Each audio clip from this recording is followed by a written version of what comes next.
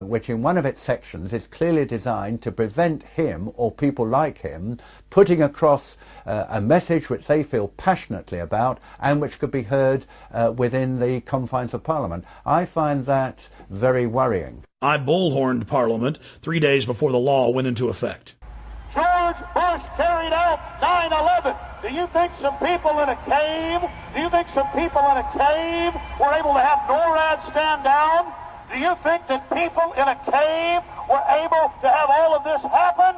It's a total and complete fraud. The New World Order is using terror to scare you into submission, and they will be defeated. And here in this supposed free country where they're trying to pass a law to stop this, they're here to talk to us.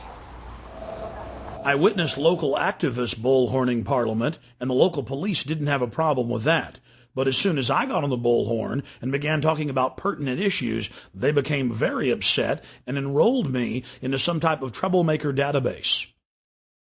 You've got to understand that government stand to gain from terror, to scare you into submission to attack. Dick Cheney, in September of 2000, openly wrote a document called Rebuilding America's Defenses. And he said, we need a Pearl Harbor event. The U.S. government wants to carry out terror attacks to blame it on their enemies.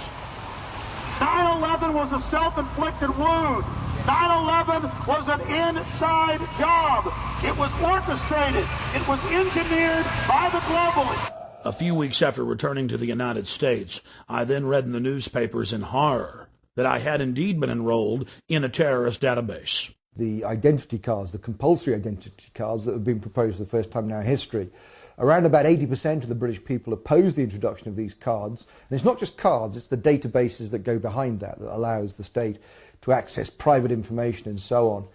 And yet as a result of 7/7, it seems that these things will be steamrolled through our Parliament. Wherever we look at the moment, there are assaults on civil liberties as a result, of course, of the so-called war on terror.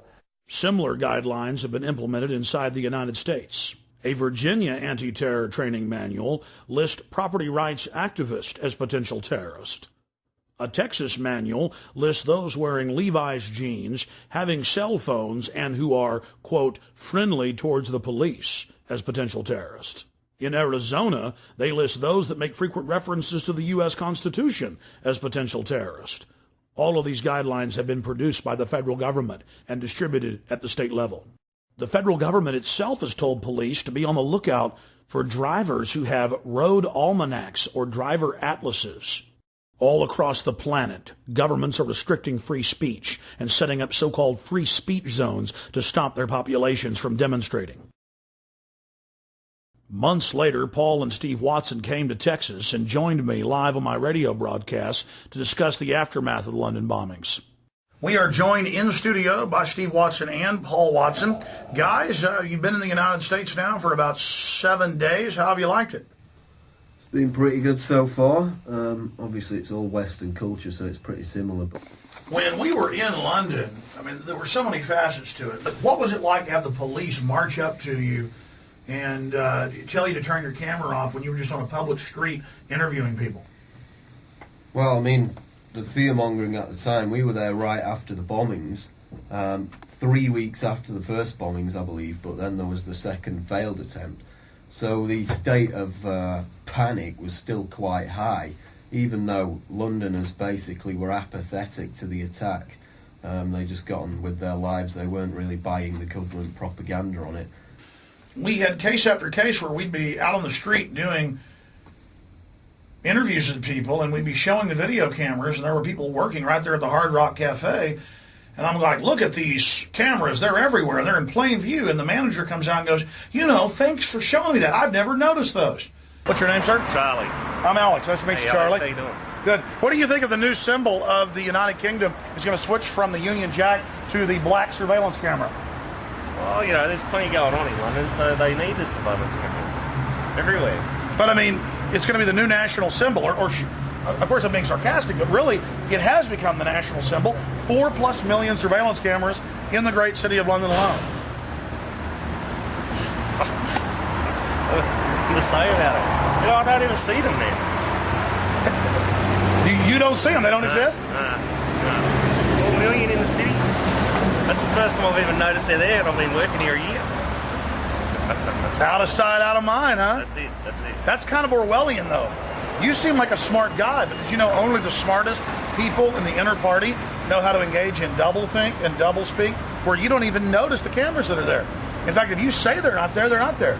Here, together, let's say they don't exist. All right, they don't exist. 2 plus 2 equals 5. Hey. Hey, you could get an inner party membership. All right, I'm into it. I mean, that was actual doublethink. Steve, Paul, you want to comment on that? Well, let me read a quote from Orwell from 1984. Doublethink is an unending series of victories over your own memory, reality control. To know and not to know, to be conscious of complete truthfulness while telling carefully constructed lies, to hold simultaneously two opinions which cancelled out knowing them to be completely contradictory and believing in both of them, to use logic against logic to repudiate morality while laying claim to it. And this is exactly what we saw over and over again in London. You've got a nest of, 6 or 7 cameras, and people are out there saying they've never noticed them. It's like, it's a survival mechanism to deny reality, but at the end of the day, it's not even a survival mechanism, it's quite dangerous. We were asking the attitudes of taxi drivers about the bombings. They were all quite ambiguous. They kind of believed the government line at that point. You ever wonder who's really behind it? Well, I've heard there's people who think that other governments are behind it. You know, British governments, American governments, people have said that. Oh, really? You heard that some people think it's the government? Yeah, I've heard that. Really? How popular is that view? Pretty unpopular, I would have thought. It is straight out of George Orwell's 1984. This poor woman thinks that if you give up your liberty, you supposedly get freedom. Yeah, well, we went to Stockwell tube station where they shot the Brazilian man. We basically noticed this woman who was working on the fruit stall. She'd been interviewed on the BBC, I'd seen her on there, so we went over to interview her. We were talking to her, and Alex asked her if she would sacrifice liberty for security. And she came back with, yes, I'll sacrifice liberty for freedom. I think people should give up their liberty for freedom. Liberty and freedom are the same thing. We then asked her again to clarify, just in case she made a mistake, and she said the same thing again. She was willing to give up liberty for freedom, which is really, it's direct doublethink, because the two things mean the same thing.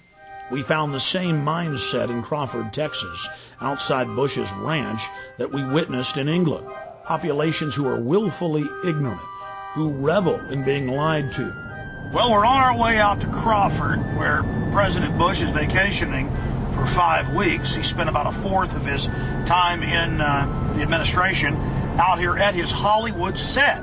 Though he admittedly is afraid of horses and the cows and many other forms of wildlife, and of course he was born in Kennebunkport, Maine, and spent most of his life there, he likes to put on a cowboy hat and a big belt buckle and strut around. He meets with all these different world leaders and decides to, basically how to carve up the world. He meets with the Saudi leaders and holds hands with them. He meets with Ariel Sharon. He meets with leaders from all over the world, but he certainly doesn't meet with the mothers of dead soldiers.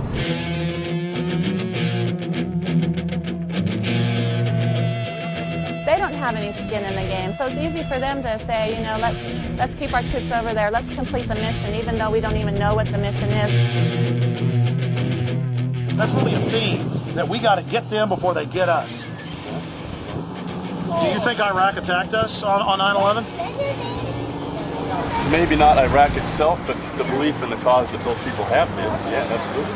15 of the 19 hijackers came from Saudi Arabia. Bush is out at his ranch holding hands with the royal princes, but then we've got to go into Iraq. No, I mean, seriously, sir, it's a serious issue. I know where you're going. Where do you think we're coming from, though, sir? I mean, tell me.